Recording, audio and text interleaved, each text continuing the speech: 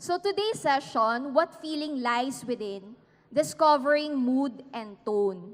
And I'm pretty sure you're very familiar with these two concepts. Okay? But then, let's admit it, there are times when teachers or even, well, most likely learners, they get confused. They tend to mix up these two concepts. So the challenge for this session is to have a solid understanding, and let's see which strategies can we use in teaching tone and mood. So here are the session goals. First is to recognize the differences between the two and how tone and mood contribute to the overall impact of the story. Then let's see the different strategies. But again, disclaimer, I'm not imposing that these are the only strategies that we can use. Definitely, we have a lot of strategies that we can use in teaching tone and mood. But let's just focus on some. And hopefully at the end of this session, we can formulate questions when we discuss and assess tone and mood. Let's begin with what tone is. Remember what, how, and why. So basically, when you say tone, it refers to the emotional quality of the text. Okay, so I'm using an analogy, like a speech. Just like right now, I'm the speaker, the audience. In writing, you have the author and the reader. Now, when you hear the speaker's voice, it can convey a wide range of feelings, right? So can writer's voice. Although, in reality, it is easier to detect verbal tone than written tone. Let me give you an example. Common misunderstanding of couple or friends happens between text message, right? So you send a text message, and then, for example, my partner, he would think I was scolding him. But then when I explain it to him verbally, he would understand that I wasn't scolding. I was just explaining my side. So verbal tone is easier to understand compared to written tone. That's why when we study tone, we must examine the context. We must make an inference. Now, the common definition of tone is that it is the author's attitude towards what? The event, the plot, the audience, the subject, or the character. Now, let's have an example. Imagine you are reading a story, okay? And then the author described this place. What can you say about the place? So, one of the lines in the story says like this: "This place may be shabby, but since both of my children were born while we live here, it has a special place in my heart." So what do you think is the attitude of the author when he wrote this line? Sentimental, thank you very much, right? Because of the phrase, "a special place in my heart." Even though it looks shabby, cluttered, messy, but then it expresses tender and gentle emotion, okay? But let's say same description, same setting, same story, but one of the lines goes like this: "If only there were some decent jobs out there, I wouldn't be reduced to living in this miserable dump." So what is the tone? Why bitter? Because the character or the narrator resents the situation that he's into, that forces him to live in such a miserable dump. What about this one? Same setting, same description. "This is the apartment we live in. It provides shelter." But I guess the closest answer would be objective. Your answers are possible if we will examine the whole story, of course. Because I don't see any trace of emotion here, and it is very straightforward, right? Very factual. This is the apartment I live in. It provides shelter. That's it. Okay? So now, we know what tone is, but then the question of the learners, "Teacher, how can we detect the tone? Where's the tone in the story? Because we cannot hear that the characters are actually talking to us." Okay? So we have to teach them how is tone conveyed in literature. Okay? And of course, based on the example, you see 3 pictures. So there's a possibility that we encounter positive, negative, and neutral tone. But most of the time, it's positive and negative tone. So what makes up a tone? Of course, we have to understand the point of view. which is one of the elements in a short story. Diction, author's word choice. Level of formality, so we look into the character's relationship, the dynamics. Let's say, what is the tone between your superior and the subordinate? What's the tone? Authoritative, okay? Very formal, very serious. But then, between friends and lovers, what's the tone? Casual, very open, okay? So we look at the level of formality, the dynamics of the relationship. Of course, dialogue. Actually, this is the source in which we can really understand, examine the tone of the text and syntax, which is the arrangement of words. Now, all of these, as a teacher, I must check first. Do my learners have prior knowledge on these concepts? Why? It will be difficult for our students to understand the tone if they don't know these concepts. So I would say these are considered prerequisite knowledge. So before discussing tone, let's check, let's see, let's assess. Do our students understand what point of view is, what's a diction, etc.? Okay? Now, next question. Teacher, why do you have to understand the tone? What is it for? Right? Why can't I just go straight to the story, what, who, when, where, and the message, that's it? But then why is there a tone in the story? So the first, can you guess? Let's see, visual learners. What's the use of tone in the story? It bridges the gap. Okay, that's right. So close to that, reader's connection. It deepens reader's connection. For example, a story that is light on tone markers, or let's say mix-up, there's a tendency that the readers will get confused. So we should be clear in articulating the tone. Next, what about this one? Can you guess what's the use of tone? You see different facial expressions of the same person? Okay.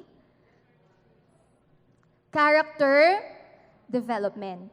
Tone can change over the course of the story. And this is very evident as the character starts to grow or change, particularly the dynamic or the round characters, when events start to shake up, like during the rising action or probably the climax, okay? So we understand character development through tone also. Next, this is a wordle of a woman. It says attentive, affectionate, determined, all adjectives about a woman. Can you guess? It's related to character also. Traits. Thank you, sir. So through tone, it can reveal character's personality. Okay? And of course, just like in comics, it will give us some cue on the different scenes in the story because we see the changes, the plot development, as we examine the tone. What did you notice about the tone? It changes, right? But the same character, okay, as the story progresses.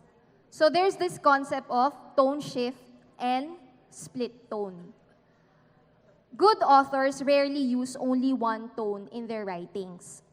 Complex attitudes might include a changing attitude, just like what happened to the owner of Paningning, or tone shift, or one attitude toward the reader and another attitude toward the subject, split tone. Okay? So now let's move on to the next concept. This time, it's about the mood. If tone is the author's attitude, mood is the general atmosphere, the ambience. What's the vibe that you get? Just like the moment you step here in this place, what's the ambience? What's the atmosphere? Do you like this place? Yes, okay. Okay. Do you like your office? Yes, right? Okay, positive mood, right? Okay. So in story, when you say mood, it refers to the prevailing feeling or frame of mind that is usually developed at the beginning of the story. This is evident in the setting of the story, which creates somehow a sense of expectation of what is about to happen. Okay, so let me show you an example, but this one in a viewing context. You're familiar with the movie Frozen? Let it go, let it go. Okay, so what's the mood of Frozen? What's the feeling that you get after watching the movie? What's the vibe? Happy, right? Okay, excited. But let me show you an edited version of Frozen.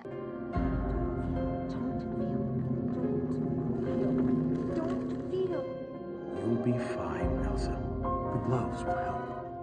Conceal it. No. Elsa, this is getting out of hand.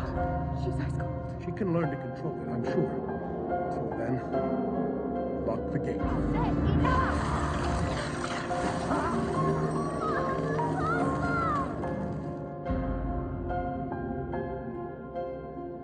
What have you done? It was an accident. Where do I get the reward for news of the Queen? Okay, just tell me one thing. What was happening on the North Mountain? Did it seem magical? Yes. Take me up the North Mountain. Elsa! Anna, you have to go. No, I'm not leaving without. Stop touching me! Anna, your life is in danger. There is ice in your heart put there by your sister. All that's left now is to kill Elsa and bring back Summer. When are you going to lighten up and have a heart? Scene. So you can compare and contrast the original trailer from the edited trailer. And you see that the difference in the sound, the lighting, and even the angle or the perspective where you show the story, it creates a different impact. Just like in mood, maybe what you are reading, you feel this way, but another person might feel a different feeling about the text. Because again, coming from different background, right? So now, same question, just like tone, how is mood conveyed? First, we can understand the mood through the setting, okay? It is the where and the when of the story takes place, right? Because setting is usually the start of the story, and it creates the mood. Like for example, if you hear the phrase, on a dark, stormy night, what's the mood? Gloomy, probably potentially threatening. But if you see, ominous, thank you ma'am. But if you see, or if you read the word, once upon a time in a cotton candy kingdom. Cotton candy. Yummy. Whimsical, lighthearted. Okay? So setting is important when we teach the mood. This one, diction. Okay? A word in literal sense may mean the same, but it can evoke different connotations. Like for example, let's use a basic word, rain. Rain is a form of precipitation. That's the literal sense. But then rain for you could remind of sad memory, sadness. But rain for you could remind something, happy memories, positive, blessing. Okay, so diction, connotation is also important when we discuss the mood. And imagery, tapping all the senses. Okay? Not all images in the story would reflect the mood, but those images that are repeated can indicate the mood of the story.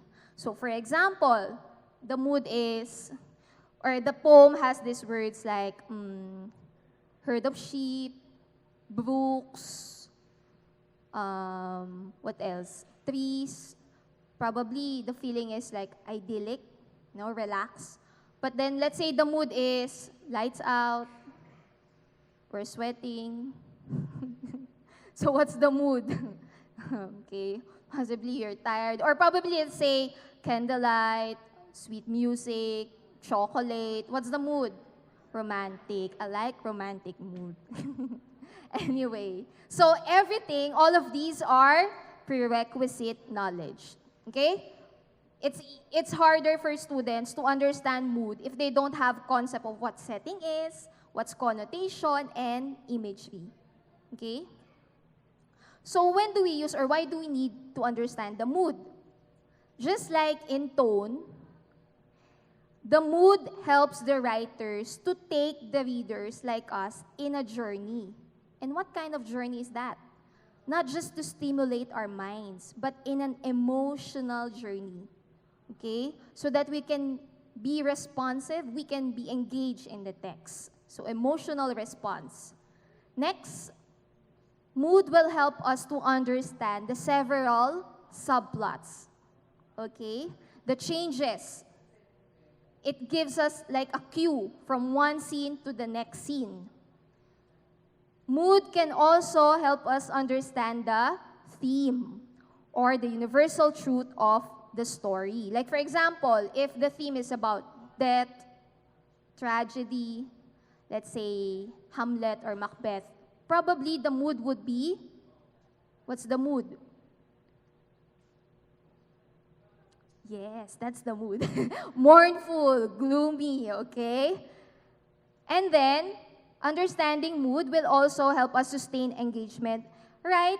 If we like the story, if we're hooked in the story, it lets us continue reading. But then if we don't like the mood that is being developed or that we feel about the story, we stop reading. So it helps us sustain our engagement in reading. So I guess we're done with the first part. Now let's move on to the second part. Now let's discuss the strategies. So what strategies are we going to use in teaching tone and mood? In this illustration, I'd like you to see that there's this hierarchy of strategies. The lower order up to the higher order strategies. Okay, and then we'll try to touch a bit of each. So we'll focus on creating images, inferring, and questioning. Okay? Remember, good readers use comprehension strategies in understanding the text. And so we must explicitly teach them these strategies. And when we say explicit teaching, you know this model already.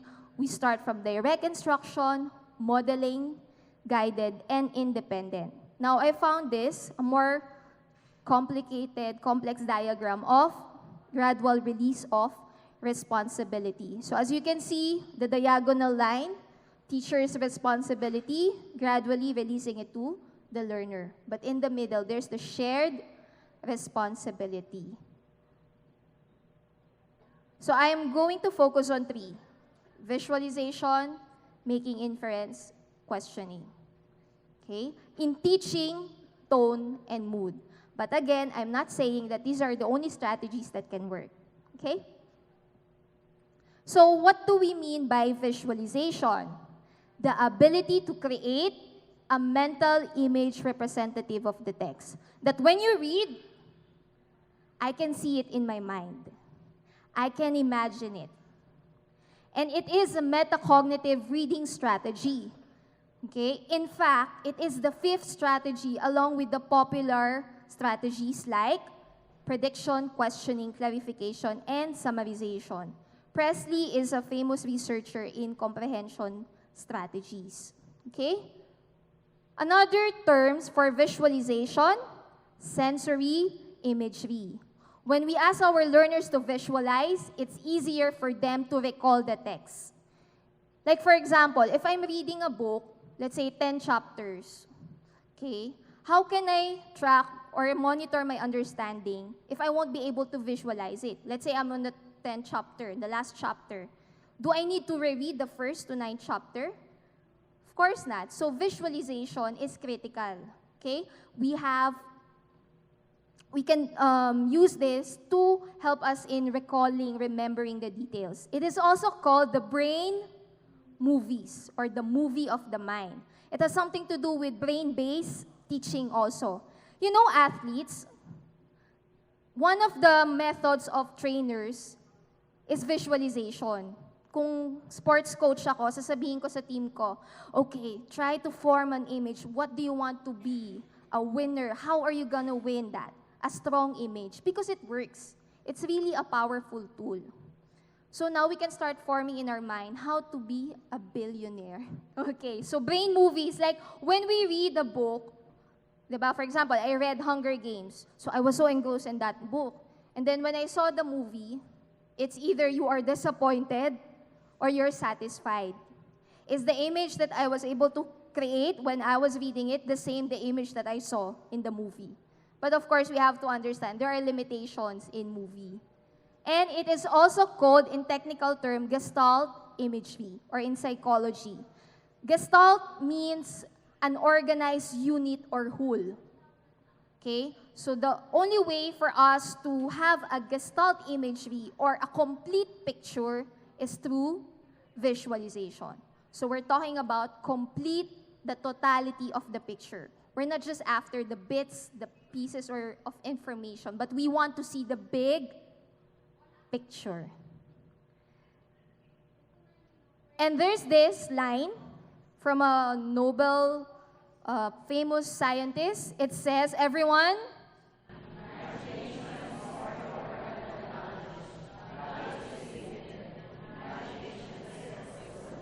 who can guess who said this famous line? Thank you, sir. Okay. Albert Einstein, the power of imagination. Okay? So it's very important. And one way to do that is through visualization. So how do we do visualization? Of course, very basic. Then let's just recap. Everything starts from reading. Could be read aloud, especially for young learners, could guided, silent, etc. Later, we will do that. And this step, I think this is the step that we miss. We assume that our learners will just automatically visualize, right? But without telling them, okay, class, as we read, try to imagine. What do you see, feel, taste, smell, and hear as we read the words in the story? So we have to verbally tell that to our students, that you have to imagine the story. Or else they will space out, magiging lutang, kung ano-ano nang na-imagine, right? So we have to redirect their attention. But then, do we just stop there? Let's say okay class, we're gonna read the story, try to imagine. Then after that, I'll just proceed with my discussion? No. The next step is that we have to verbalize it. Meaning, give time for your learners to think, to imagine, and then let them express that. We cannot skip that part, okay? So how do they do that? Through words, like discussion with their partner in the class, or, of course, if you have plenty of time, depends on the teacher's decision, you can ask them to sketch or draw. And that's the time that we go for asking questions. That's why I chose this visualization, making inference, questioning, leading to the tone and mood. Okay, we'll see later. Now, making inference, you know this? Recap again. It's based on the idea that reading is a psycholinguistic guessing game. Okay? It is about the interaction of the thought and the language. And because it's a guessing game, we want to read between the lines. There is some information that are not directly stated. So we have to figure out using this formula. Text evidence plus prior knowledge. But then there's a caution. If let's say I will define, okay class, making inference is like this, then probably it remains vague to our students. The word infer, teacher, what is infer? Okay? So we cannot simply tell them to make an inference. Instead, if we can be more specific by naming types of inference, we can easily model. So again, modeling of how to make an inference. Let's have this. I just chose some types in relation to tone and mood. Skilled readers make different types of inference. First, you make inference by looking at the antecedent of the pronoun. And so the teacher should say, look for pronouns and figure out what to connect them.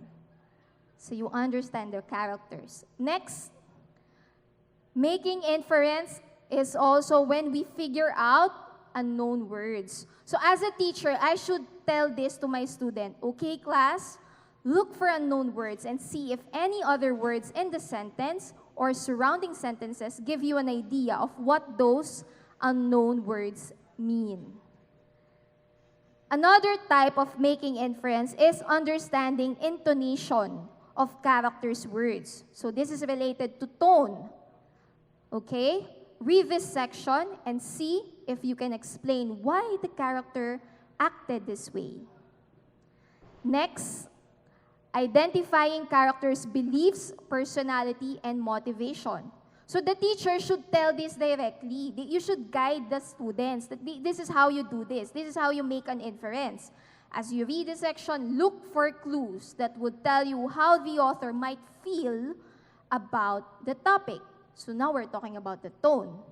And another type of inference is providing details about the setting. Think about the setting. What other details can you add? Why do you say so? Okay. So from visualizing to making inference, let's move now to questioning. So I use this illustration because sometimes when we discuss literature, probably we're just focused on the lower order. I'm not saying that noting details is not good. Of course, that's preliminary, that's basic. But then we have to go higher for that, the higher order thinking skills. So we cannot just spoon feed or throw questions more of the what, who, when, where. Okay? But we want our students to develop inferential understanding. Okay? Because the kind of questions that we ask shape their thinking. Kung nasanay si bata na puro what, who, when, where, then every time they would read, yun na lang yung iisipin nila. When in fact, there are other questions that we can ask to deepen their understanding. So let's just recap the different types of questions that we ask in the classroom. So we have the conversion question, which is a close question. For example, if I'm asking about the mood, what is the emotional effect that the excerpt creates for the readers? Or you have the divergent question, which is an open-ended question. Why do you think the attitude of the old man is like this? Do you remember these two questions? These were part of the pre-test. Okay? And then other types of questions like probing. So you have to recast or reconstruct your questions to further elucidate and get clarification. Reflective questions to consider their thinking. How did you come up with that idea? Why do you say so? So justifying. Verifying is that asking for an evidence and redirecting. So these are some potential sentence starters. So we can give this to our students. So you ask questions and then later on you train them to ask their own questions, self-questioning. And so combining these three, it's easier for us to teach tone and mood. Because in the typical classroom, probably we just define, okay class, this is the mood, this is the tone, these are the list of adjectives. What is the tone? What is the mood? That's it. Okay? But then, using visualization, inference, questioning, students will have a solid understanding of what tone and mood are. So let's begin. So what are the possible challenges? One is vocabulary, right? Because there are lots of tone and mood words. So one way is to design activities that will enrich students' vocabulary, one at a time. So again, scaffolding. Applying visualization strategy. Sometimes we assume that students know it already or doing it without telling them. So again, let's be explicit and constant practice so that it will become a habit. And the questions leading to tone and mood, we cannot just stick to what is the tone and mood. There are other ways to discover the tone and mood of the question. So tone and mood are often mixed up, but if tone is the author's attitude, mood is how you are made to feel as readers, and this is what visualization is. Teaching reading strategies together rather than isolation is important because students must learn how to use reading strategies in a flexible, resourceful manner rather than using a strategy simply because they were instructed to do so. So again, thank you very much po.